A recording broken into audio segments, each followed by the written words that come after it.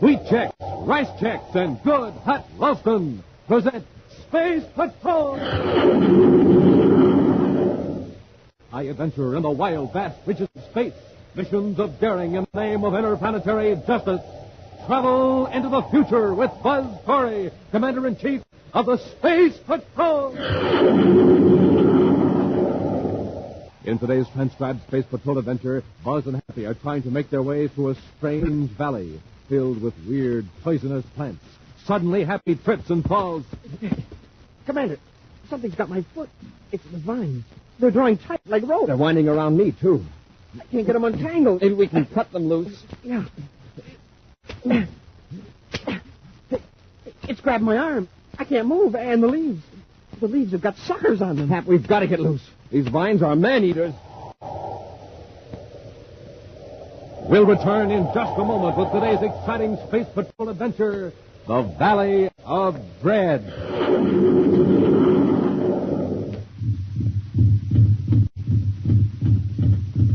Hi, Space Patrollers, you hear that? That's the Martian Mauler, the inter-universal boxing champ from Mars. He's practicing his Sunday punch. Superpower? Man, he's got it.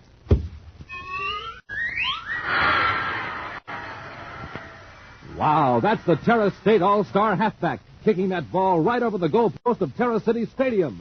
Superpower? He's got it, too.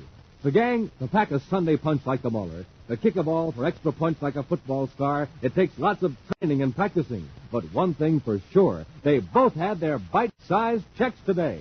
Now, how about you? Did you start off your day with a big bowl full of rice checks or wheat checks? Delicious? Mmm. Terrific tasting? You bet. Right down to the very last crisp bite. And no other cereal, flaked or puffed, gives you so much nourishment in such concentrated bite-sized form. Yes, sir, gang. You're right up there on the ball, ready for anything when you start off your day with rice checks or wheat checks. So for a super-powered punch like this, and a super-powered kick like this, start your day the bite-sized checks way. Rice checks, wheat checks.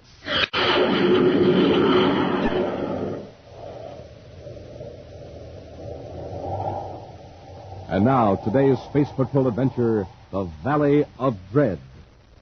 Far out beyond the orbit of Pluto, a giant Space Patrol construction ship hovers in space. Scores of engineers and skilled workmen in spacesuits swarm over a nearby object that appears to be a meteor. As they work with grim haste, a Space Patrol officer inside the construction ship tensely watches a bank of viewscope screens focused in the direction of Planet X, remote planetary stronghold of the ruthless Prince Baccarati. At this moment, Commander Corey and Cadet Happy are aboard the Terra 5, rushing toward the construction ship. I want to avoid any space-phone contact between us and the construction ship in case Baccarati's monitoring our frequencies. So let's go over each step of our procedure so there won't be any slip-ups. Yes, sir. First, we approach the construction ship on the starboard side, and that's where the dummy meteor is. Right. At 3, Tomo light flashes from the construction ship. We leave the Terra 5 in our spacesuit, jet pack to the meteor, and board it. Exactly 15 minutes later, we kick on the rocket in the dummy meteor and head for Planet X. Check. Now look at this chart of Planet X. Yes, sir? Here's our ultimate objective, this warning tower. And here, 200 miles to the south, is where we land. Too bad we can't plunk the meteor down closer to the tower. And there's a good reason for that. To get these aerial maps of the region around the tower, we had to send several fake meteors into that region. Baccarati might wonder why meteors had a preference for that particular section of the planet. Yeah, but none of our meteors landed. They were automatically blown up after they transmitted the viewscope pictures back to the construction ship. Well, that's right, Happy. Remember this. That tower is going to relay our meteor image to Baccarati's castle on the other side of the planet. Now, what's Baccarati going to think if a meteor suddenly checks its speed and makes a gentle landing? Oh, I see. Yeah, he'll know there's a spaceship inside the meteor shell. Exactly. But by landing far away from the tower, we'll be below the horizon, and we can cut on our landing rockets in time to avoid a crash. But with that small amphibious tank we'll be carrying in the fake meteor, it won't take us long to reach the tower and put it out of commission. Then we space patrol on our ship. They zoom in and rescue those 130 men from Baccarati's work camp east of the tower. It's our job to put that tower out of business. Otherwise, the rescue ships will be wiped out before they get near Planet X. All right, Happy. Get our spacesuits out of the lock-in. We'll be alongside the construction ship in 3 minutes.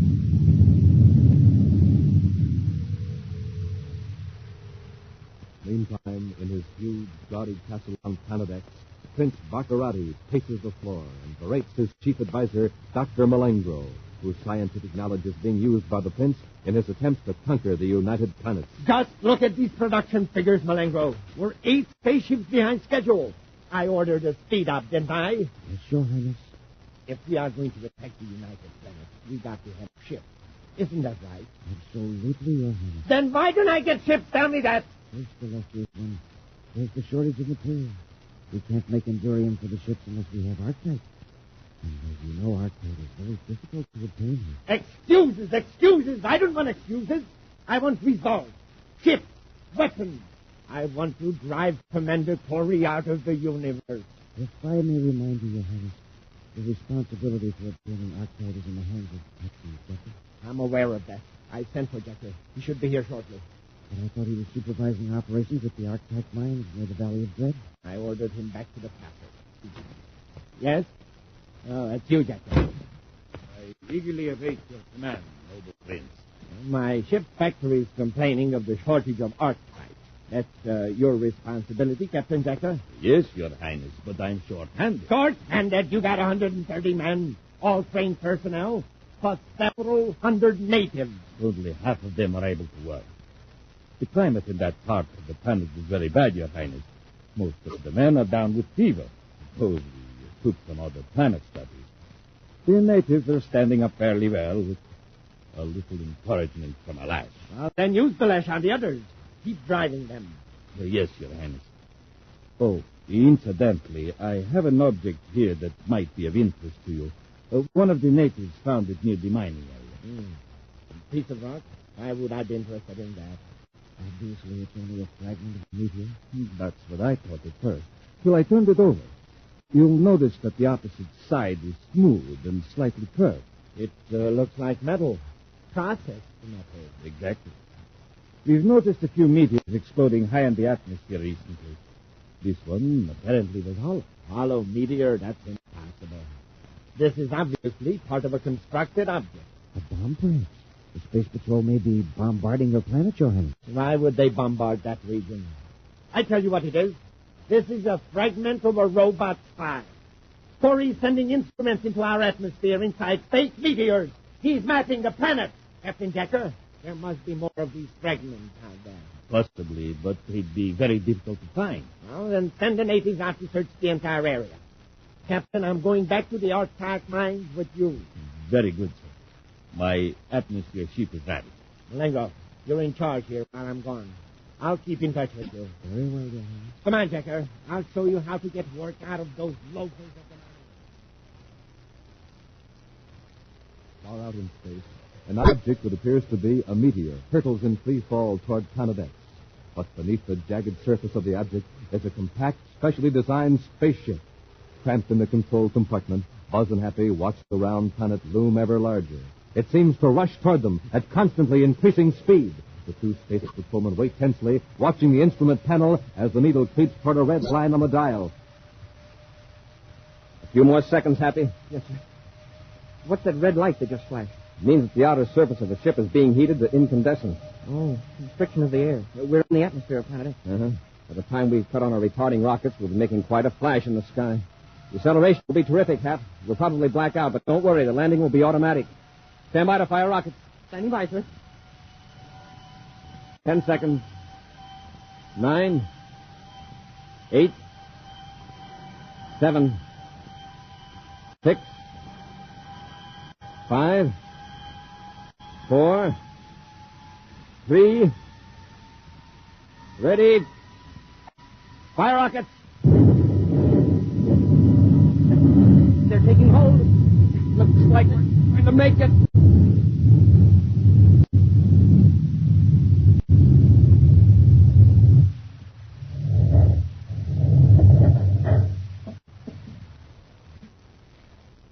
Are you okay, Happy? Or I will be when my stomach settles back down where it belongs. Rough. Well, I'd say it was a gentle landing for a meteor, but a rugged one for a spaceship. I'll release the aft hatch so we can get the amphib tank in.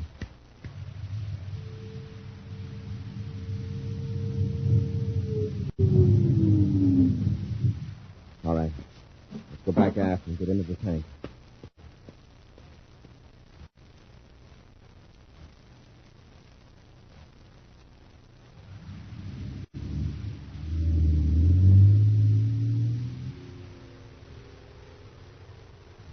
On through the dark night of Planet X, Commander Corey and Cadet Happy take turns at the controls of the amphib tank, crossing the treacherous terrain of the unknown planet.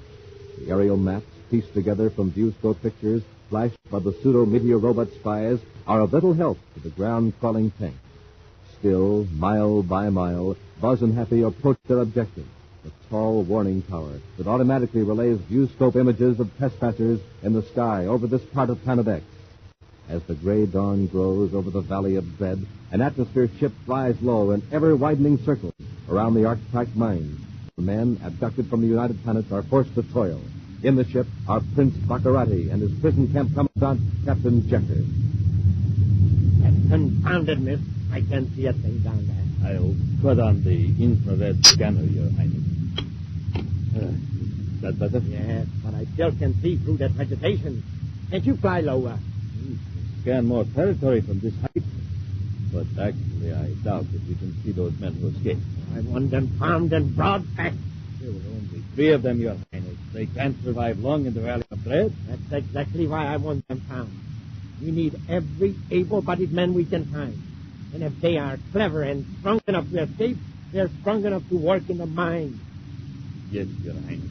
I'm holding you personally responsible for their escape. If another such incident occurs... me, sir. But I saw something move over there on the ridge. On the ridge? All right, that's miles from the camp. They couldn't get that far in a single night. Your Highness. A large animal looking. No, it's a vehicle, a tank. You're right. Someone has landed on the planet. I don't see how that's possible. The warning system would have detected any spaceship. You believe your own eyes, don't you? There is a thing down there, isn't there? Yes, Your Honor. It's an invader, and it must be destroyed. Captain, are there bombs aboard this ship? Yes, sir. 3 small cosmic torpedoes. Then use them. Destroy that tank.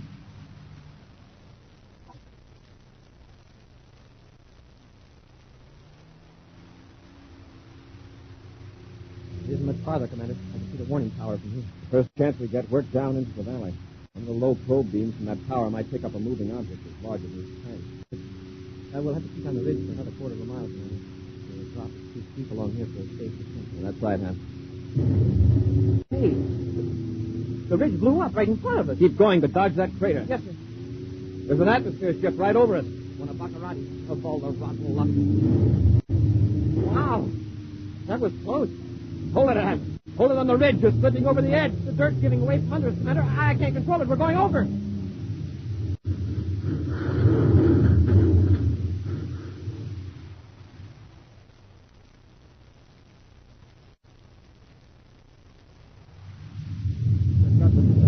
They'll never get out of that tank alive. Excellent, Captain, excellent. And if the crash doesn't finish them, we can count on some able assistance from whom, Your Highness? The creatures that inhabit the Valley of Dread.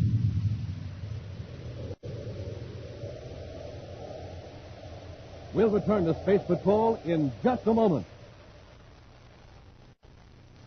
Gang, here's a report on America's ready-for-anything jet plane, the most heavily armed fighter interceptor in the U.S., the Air Force Scorpion F-89D, produced by Northrop Aircraft, Hawthorne, California. And in just one moment, you'll hear from Bob Love, test pilot on the Scorpion. Hear that? That's music to Bob Love. It's the roar of the Scorpion as he prepares to take it up. He snaps a salute from the cockpit. And now Bob is set once again to face the hazards of his tough and exacting job in the sky. The Scorpion takes to the air like magic.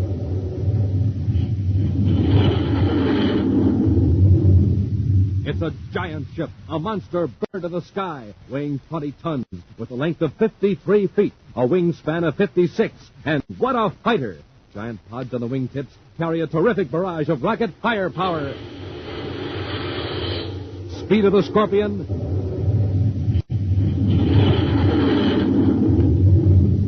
over 600 miles per hour. Gang, I wish you were here to see how Bob Love strides across the airfield after a grueling test flight. and just a short rest in the ready room, and he's all set to go up again. Now, for someone who depends on so much energy, it's no surprise to find that Bob Love is a rice checks and wheat checks man. Here's what he has to say about it. You know, a fella has to be in top condition to test fly a fast aircraft such as a Scorpion. And that's why I always make it a rule to sleep well and eat well.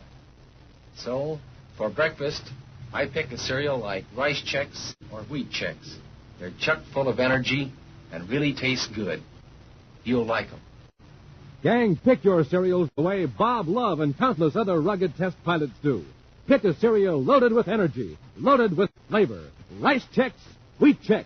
No other cereal, puffed or flaked, contains so much nourishment in such concentrated bite-sized form.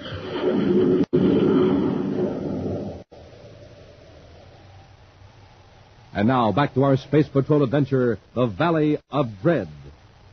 A system of warning towers on Planet X enables Prince Baccarati to detect the approach of spaceships. However, Commander Corey and Cadet Happy succeeded in landing on the planet without detection through a dangerous space flight in a ship designed to simulate a meteor. Boarding an amphib tank carried in the ship, they headed for the warning tower to destroy it. But Baccarati, in an atmosphere ship searching for escaped prisoners, saw the tank and ordered his assistant, Captain Jecker, to bomb it. A blast toppled the tank off a ridge and down a steep mountain into the Valley of Dread. Now, bruised and battered, Buzz and Happy are forcing their way out of the wrecked tank. Any bones broken, Hap? No, sir. How about you? Well, I'm able to move around. It was more than I can say for our tank. This will set our schedule back several hours, Hap. It's going to take us quite a while to reach that warning tower on foot. Well, what's the shortest way? I'm sort of turned around after that spill down the mountain. Across the valley. By the looks of it, it's going to be rough going. Yeah. Bring your Atomo light and a miniature spacerphone. Yeah, I've got them in my belt, sir. Here's your ray gun, Commander. Yeah. Say, how about this shock rifle? The 10 kilovolt job. It's pretty heavy for a long pipe. What were you saying, Hap?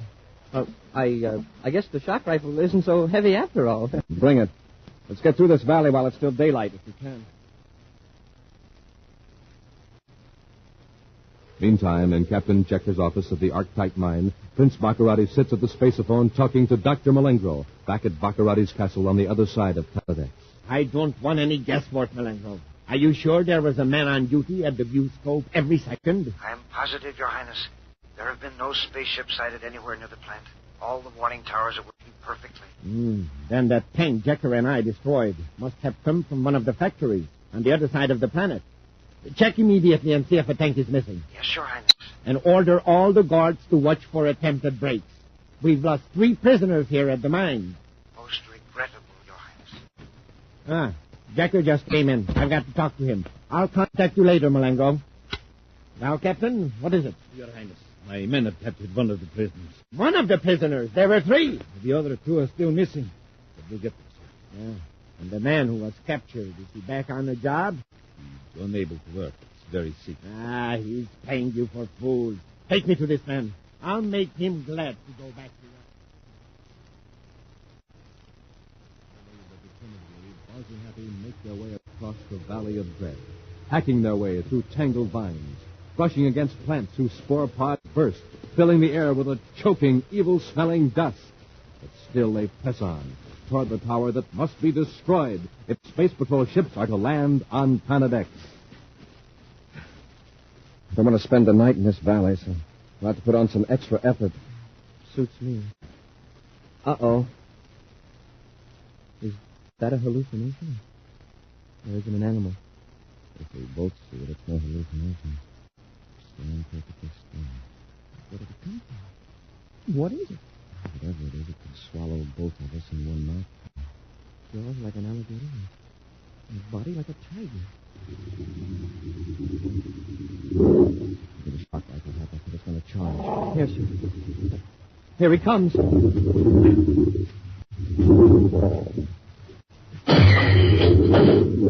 hit him, sir. Keep out of his way. I'll give another blast.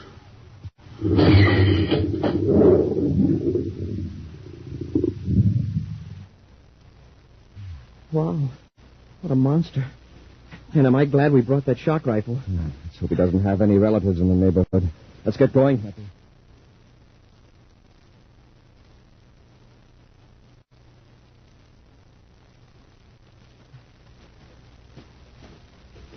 Commander, Yes, Hap. how much farther do we have to go? I think we're nearly out of the valley. I can get an occasional glimpse of the tower up on top of the peak. If we keep going, we can at least get to the base of the mountain before it really gets dark.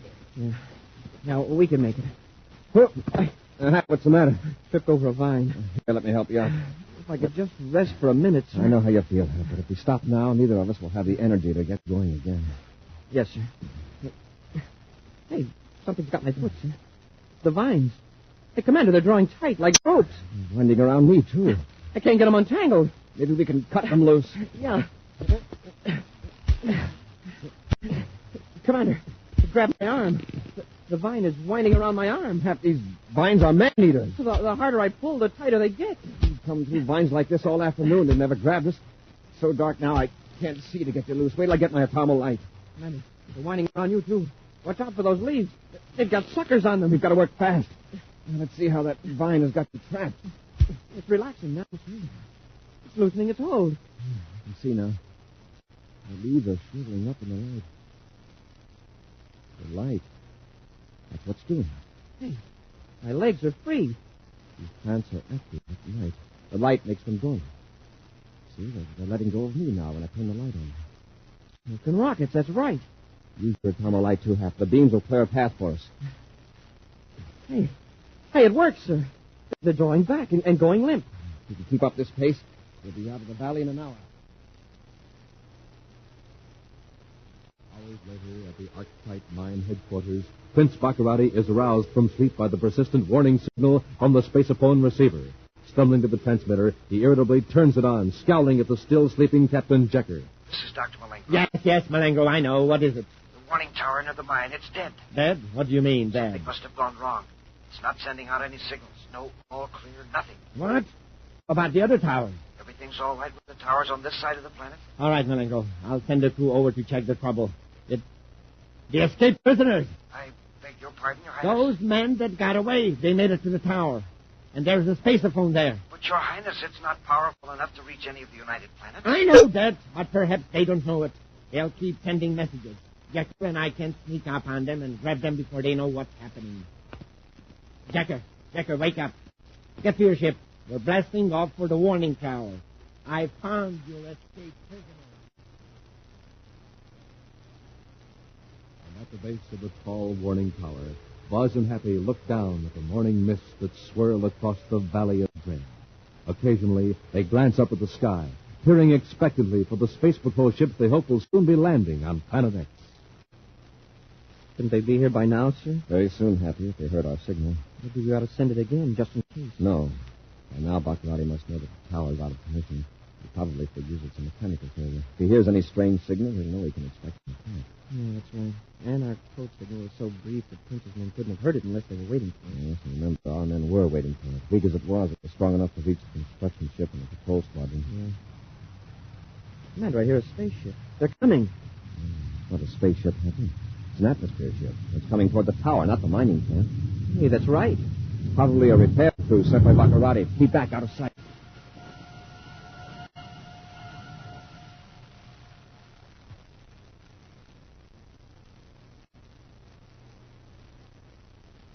I just can't figure that out, Captain. Those prisoners made no attempt to contact the Space Patrol. Well, maybe it was just a mechanical failure after all. Perhaps.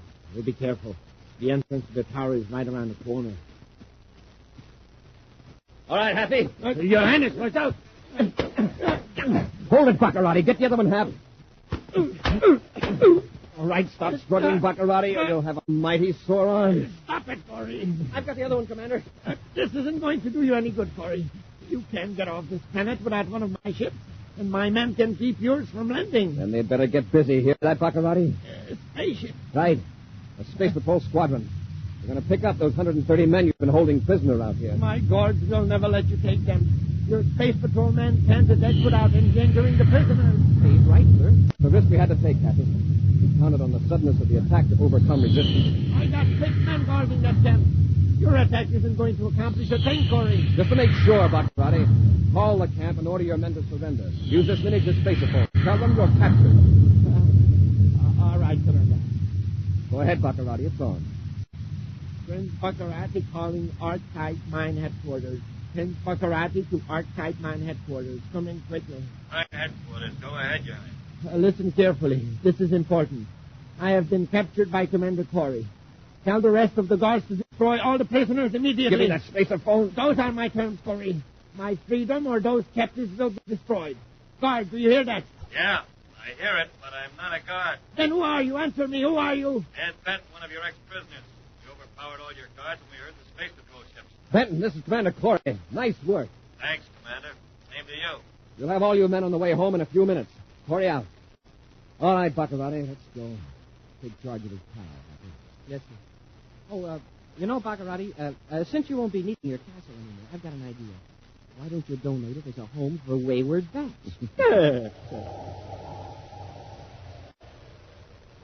A preview of next week's exciting Space Patrol adventure in just a moment.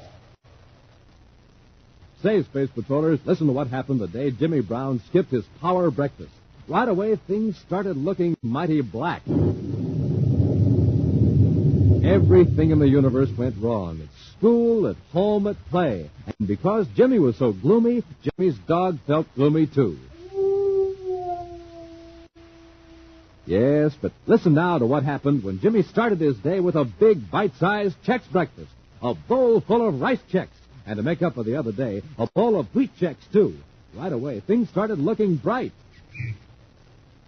Yes, sir, Jimmy had a swell day at home, at school, at play. And listen to Jimmy's dog. He's no gloom dog now. So, you see, Space Patrollers, the way you start off in the morning can set the pace for the rest of your day. That's why it's so important to get a good power breakfast. That means a bowl full of those checkerboard super cereals, rice Chex, or wheat Chex. Delicious? You bet. Crisp down to the very last bite. And no other cereal, flaked or puffed, gives you so much nourishment in such concentrated bite-sized form. So, tomorrow and every morning, start off chock full of energy and ready for anything. Power up with the Space Patrol cereals, rice Chex, or wheat Chex.